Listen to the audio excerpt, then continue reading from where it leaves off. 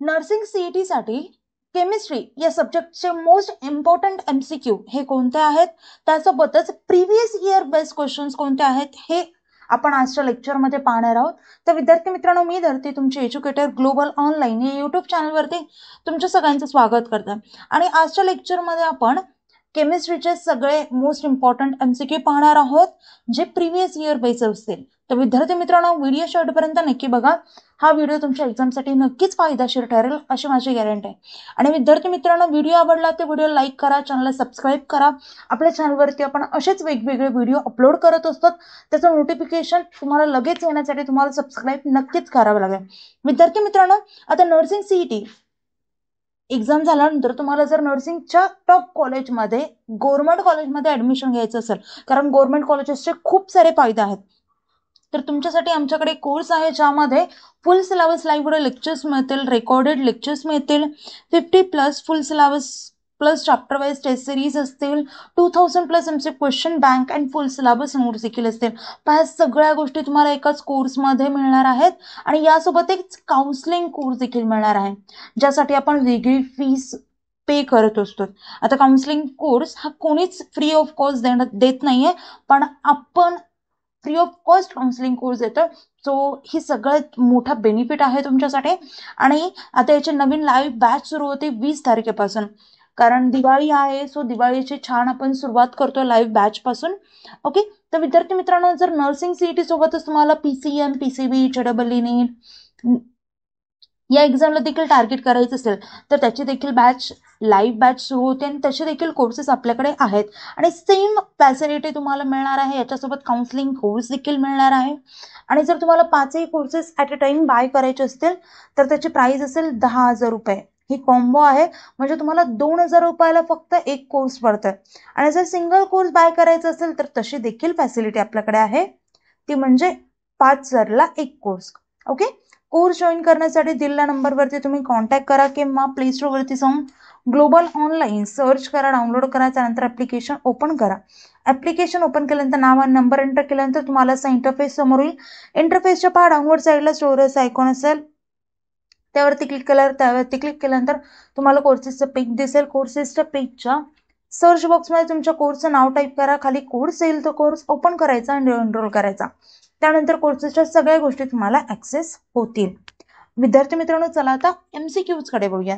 First MCQ आहे, which of the following is an example of secondary voltaic cell. तर options आहेत Daniell cell, त्याच्यानंतर आहे dry cell, storage cell आणि fuel cell. तर याचं करेक्ट ऑप्शन असेल option C, which is storage cell. Okay, storage cell equal to secondary cell. आता ही प्रायमरी 3 सेल असतात, सेल्स असतात. फर्स्ट म्हणजे प्रायमरी सेल्स, यामध्ये ड्राय सेल येतं, डॅनियल सेल येतं, which is not rechargeable. Second one आहे सेकंडरी सेल. एक्झाम्पल्स याचे येतात storage cell, car battery, and it can be recharge.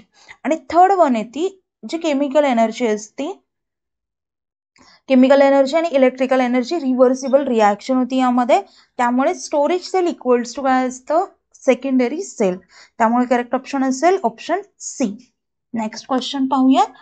Identify natural polymer from the following. आता natural polymer कुठे भेटतं आपल्याला, तर नेचरमध्ये भेटतं. जसे की कॉटन, सिल्क, वूल, लिनेन, याच्यामध्ये नॅचरल पॉलिमर मिळतं. Right. Synthetic polymers are manmade. Synthetic polymers काय असतात, मॅनमेड असतात. आणि linen is obtain from flax plant fibres. त्यामुळे नॅचरल पॉलिमर कोणता असणार आहे, तर लिनन. त्यामुळे करेक्ट ऑप्शन असेल ऑप्शन बी. नायलॉन, डॅक्रॉन, त्यासोबतच निओप्रेन, हे सगळे काय झाले बाकीचे, rest of the except of the linen, यांना सोडून बाकीचे 3 काय झाले, तर मॅनमेड म्हणजे सिंथेटिक पॉलिमर्स झाले. समजलं. नेक्स्ट क्वेश्चन पाहूया. 2 solutions having the same osmotic pressure are called equimolar solutions, isotonic solutions, hypertonic solutions आणि hypotonic solution. तर इथे करेक्ट ऑप्शन काय येईल, isotonic solution. 2 solution having the same osmotic pressure, दोन सोल्युशन ज्यांचं ऑस्मोटिक प्रेशर हे same आहे त्याला म्हणायचं आयसोटॉनिक. आयसो याचा अर्थच आहे सेम. समजलं? आणि आयसो ऑस्मोटिक जे प्रेशर असतं तर ते सोल्यूट कॉन्सन्ट्रेशन वरती डिपेंड असतं. When two solutions have equal osmotic pressure it is known as isotonic. Okay, next question पाहूयात. Identify the product P obtained in following reaction. आता आपल्याला इथे रिॲक्शन दिलंय, इथे आपल्याला पी फाइंड आउट करायचंय, काय येईल. आता बघा, पीसीसी, पीसीसीचा अर्थ काय असतो, पायरिडिनियम क्लोरोकॉर्मेट which is mild oxidizing agent.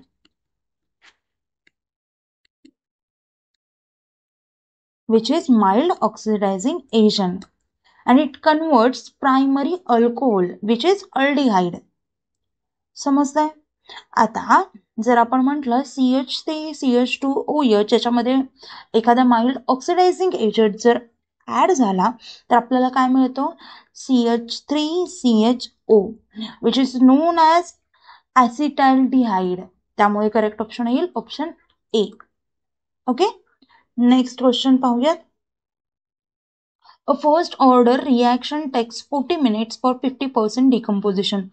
What is half life of reaction? आता इथे विचारलंय. आता बघा, first order reaction half time it's constant which is we can take t half. Okay, आता 50% जर कंपोजिशन झालंय,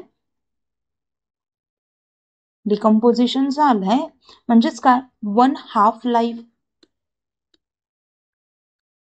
राईट, गिवन टाइम किती आहे तर 40 मिनिट आहे.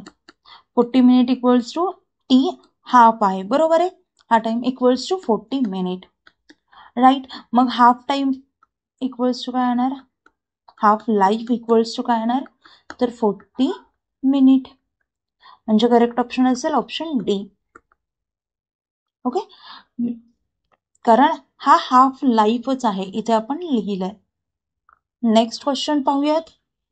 Identify correct equation from the following when first law of thermodynamics is applied to isocoric process.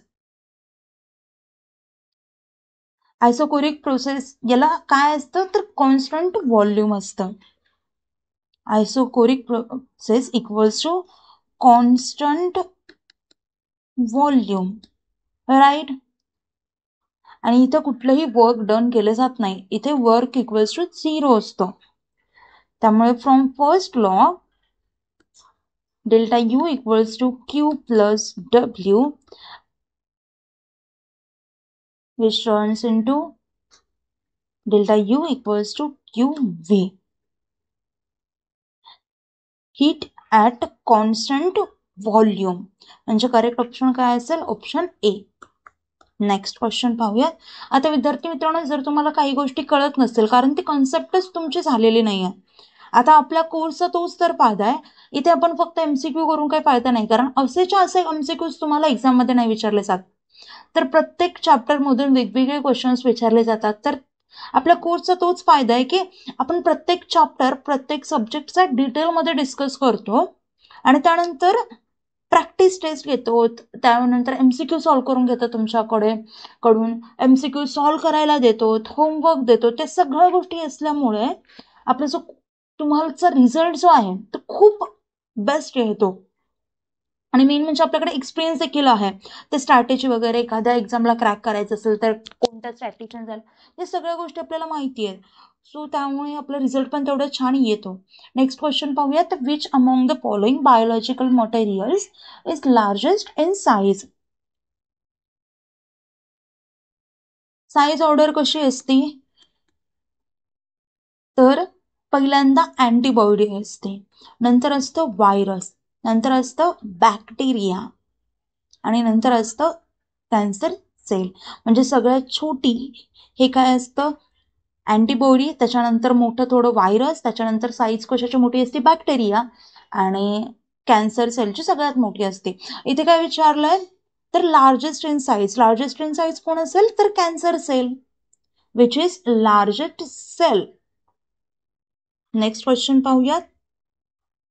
Calculate pH of buffer solution containing 0.1 m each of a weak base and its salt with strong acid. आता इथे बघा P of OH equals to plus log of salt, हा फॉर्म्युलाच आहे, सगळ्यांना माहिती असायलाच हवा. Base bracket close. आता इथे या दोन्ही गोष्टी काय आहेत तर 0.1 m आहेत. Both are 0.1. तर रेशिओ काय येणार equals to 1 equals to log of 1 equals to 0. Ratio आला 0 राईट. याचं काय येणार 4.7447 आणि pH इक्वल्स टू काय असतं तर टोटल असते 14 मायनस जर आपण 4.7447 केलं तर आपल्याला मिळत आहे 9.2553. So pH equals to 9.2 which is basic buffer आणि त्यामुळे करेक्ट ऑप्शन असेल ऑप्शन डी. सगळ्या गोष्टी आपण फॉर्म्युला वाईज गेलो. Next question. Which form of the following compounds is alkoxy alkane. Alkoxy अल्केनचा आपल्याला फॉर्म विचारलाय, कंपाऊंड फॉर्म. आता इथे पहा alkoxy alkane which is equals to ether RO bonding जर आपण कन्सिडर केलं आणि CH3OC2H5 याला काय म्हणतात तर इथॉक्सी मिथेन इज इथर अँड इथर इक्वल्स टू अल्कोक्सी अल्केन. त्यामुळे इथे करेक्ट ऑप्शन असेल option A. Next question. Which among the following elements belongs to 3D series of transition elements? 3D series कोणती आहे C21 पासून झिंक पर्यंत राईट. आणि CR24 is in third series बरोबर आहे, ज्याचा नंबर 24 आहे. आता तेच विचारलं होतं की यामधला थर्ड सिरीज मधलं कोण येतं तर जो आहे CR. त्यामुळे करेक्ट ऑप्शन असेल ऑप्शन ए. समजलं. आता असेच वेगवेगळ्या प्रकारचे प्रश्न आपल्याला एक्झाम मध्ये विचारले जातात आणि हे सगळे प्रश्न वेगवेगळ्या टॉपिक्स मधून आलेले आहेत, वेगवेगळ्या चॅप्टर्स मधून आलेले आहेत. कुठलं ऑर्गॅनिक केमिस्ट्री मधलं असेल, फिजिकल केमिस्ट्री मधलं, तर आपल्याला प्रत्येक चॅप्टर हा डिटेलमध्ये डिस्कस करावा लागतो आणि त्यासाठीच आपण कोर्स लॉन्च केलेला आहे. तर लवकरात लवकर कोर्स जॉईन करा. व्हिडिओ आवडला असेल तर व्हिडिओ लाईक करा, चॅनलला सबस्क्राईब करा आणि कुठल्याही प्रकारचे डाऊट असेल तर मला कमेंट्सवर कळवा. आता आपलं लेक्चर इथेच थांबूया. थँक्यू. Nice day. बाय.